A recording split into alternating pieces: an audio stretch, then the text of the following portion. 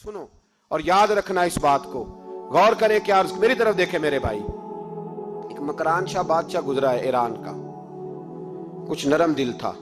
वो ना सैर करने निकला, दरमियान में पुल आता था, एक दरिया था, उसका पुल था और पुल के उस पार जंगल था, सब्जा था, सैरगाहें बनी हुई थी। बादशाह वहां 2-4 दिन रहने का इरादा किया। जब बादशाह वहां पहुंचता है ना मकरान शाह, तो उसने देखा कि वहां 2-3 दिन क़याम करना है, झील है, सैरगाह है, वहां उसने रुकने का प्रोग्राम बना लिया। बादशाह तो अलहदा उसके लिए रिहाइश थी, सिपाही अलहदा रहते थे। यहां तो लोग कहते हैं ना, वो पुलिस को डांटते हैं, पुलिस को पूछते हैं, ओ भाई पुलिस तो तुम्हारे मतहत होती है, पुलिस तो समझ गई है कि तुम किस तरह उनसे काम लेते हो, उनको तो तुम अपने तहत रखते हो। पुलिस वाले अलहदा रहते थे, उसके साथ जो सिपाही गए हुए थे, गनमैन गए हुए थे। मकरान शाह सैर सपाटे पे रहता था। एक बूढ़ी औरत थी, उसकी एक गाय थी, वो जंगल के अंदर बूढ़ी रहती थी, गाय उसकी वहां चरती रहती थी। शाम को वो गाय घर लौटती, बूढ़ी दूध पी के सो जाती। सिपाही उस बूढ़ी के पास आए, कहने लगे तेरी गाय बड़ी सेहतमंद है, हमारे हाथ बेच दे। बूढ़ी ने कहा मेरे बुढ़ापे का सहारा है, उसका दूध पी के मैं जिंदा हूं, बेचूंगी नहीं। वही वाला काम जो हमारे मुल्क में होता है कि कीमत के साथ जमीन देनी है कि मुफ्त देनी है। जब बड़े आदमी को पसंद आ जाती है तो कहते हैं मोल देनी है कि मुफ्त देनी है, तो देनी पड़ती है, गरीब है, क्या करें, मजबूर है, मजलूम है। कहा बूढ़ी औरत से सिपाहियों ने बेच दे, कहा नहीं, कहने लगे नहीं बेचेगी तो हम ले लेंगे। उस औरत की गाय जबरदस्ती सिपाही ज़िबा करके खा गए। बूढ़ी ने बादशाह तक पहुंचना चाहा, लेकिन उसको पहुंचने न दिया गया, मना कर दिया गया, उसकी रसाई ना हो सकी, गरीब औरत थी। जिस दिन मकरान शाह वापस आ रहे थे ना, सैर करके पुल से गुजर रहे थे, तो किसी ने बूढ़ी से कहा कि बादशाह गुजरेगा। वो छुप के पुल पे बैठ गई और मकरान शाह जब पुल से गुजरने लगे तो बूढ़ी आगे आई और उसके घोड़े की लगाम पकड़ी। ऐसा जुमला कहा कि मकरान शाह चकरा के जमीन पे गिरा और बूढ़ी कहने लगी मकरान शाह, तेरे सिपाही मेरी गाय ज़िबा करके खा गए हैं, तू बता उसका हिसाब इस पुल पे खड़े होके देना कि पुल सिरात पे देना है। बता यहां खड़े होके देगा कि वहां खड़े होके देगा, बोल।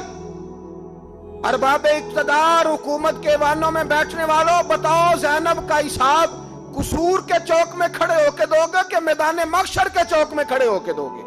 बताओ कहां हिसाब देना है, यहां देना है कि वहां देना है? हिसाब तो बहरहाल तुम्हें देना है। इस कौम को उसका हिसाब तो, ज़ैनब का हिसाब तो देना है, देना पड़ेगा, दिया जाएगा, पूछा जाएगा। बताओ यहां देना है कि वहां देना है? देना तो पड़ेगा। यहां दोगे तो हो सकता है कयामत में बच जाओ, और अगर यहां नहीं दोगे तो वहां लटका दिए जाओगे, रुसवा किए जाओगे, पूछा जाएगा। मकरान शाह चकरा के गिरा जमीन पे और गिर के कहने लगा बीबी मैं वहां हिसाब नहीं दे सकता, दो देना यही ले ले, जो लेना यहीं ले ले, आ जाओ, आ जाओ, वक्त है, गुंजाइश है, मोहलत के दिनों में तौबा कर लो, पलट आओ, अल्लाह के हुजूर हाजिर हो जाओ। इस मुआशरे को सफाई की जरूरत पड़ गई है। इस मुआशरे में हर आदमी अपना किरदार अदा करे, जालिम के खिलाफ उठे, बेहयाई, फहाशी, उरियानी, बदनिगाही, इसके खिलाफ उठे।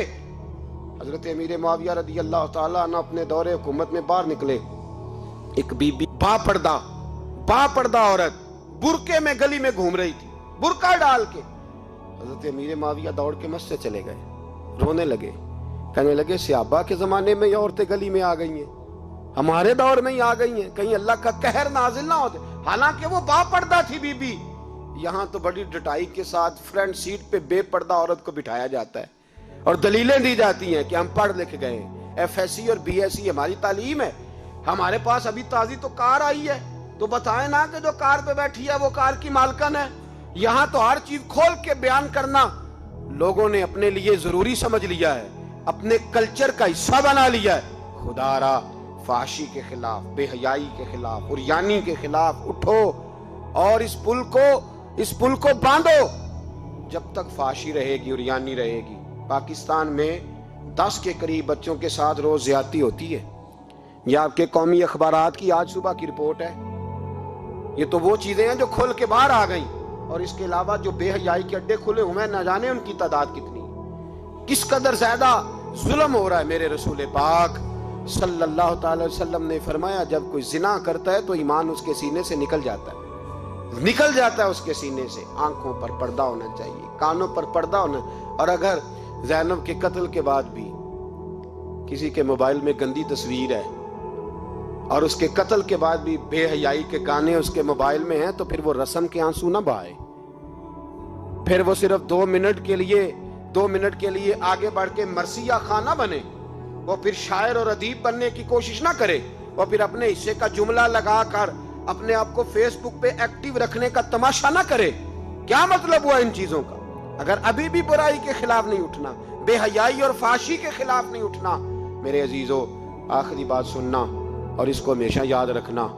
میرے نبی پاک صلی اللہ تعالی علیہ وسلم نے فرمایا ہے کسی ایک مسلمان کے قتل میں اگر اہل زمین اہل آسمان سارے بھی شریک ہو جائیں، سارے، تو فرمایا ہو سکتا ہے اللہ سب کو جہنم میں ڈال دے۔ اس لیے کہ جو قتل ہے نا، قتل ایک ہے زیادتی اور ایک ہے پھر اس کے بعد قتل۔ ایک انسان کا قتل انسانیت کا قتل ہے، اتنا بڑا ظلم۔ اور یہاں تو اب قتل کی خبر آ جائے نا اخبار پہ تو اتنی دلچسپی والی رہتی نہیں، اتنے لوگ قتل ہو گئے کوئی عرض نہیں۔ یہ تو ہمارے ہاں تو کسی سیاستدان کی شادی کی خبر آئے گی تو بہت دلچسپی والی ہوگی، اس پر تبصرے ہوں گے، کمنٹس ہوں گے، ایک بندہ مر گیا ٹھیک ہے، غریب آدمی تھا، قتل ہو گیا، جان چھوٹی، معاذ اللہ، اس پہ کون توجہ کرتا ہے؟ یہاں تو ان کے میلے چھیلے تماشوں پر لوگ تبصرے کرتے ہیں، یہ جو کوئی نئی ایکٹنگ کر کے دکھاتے ہیں اس پر ہماری توجہ جاتی ہے۔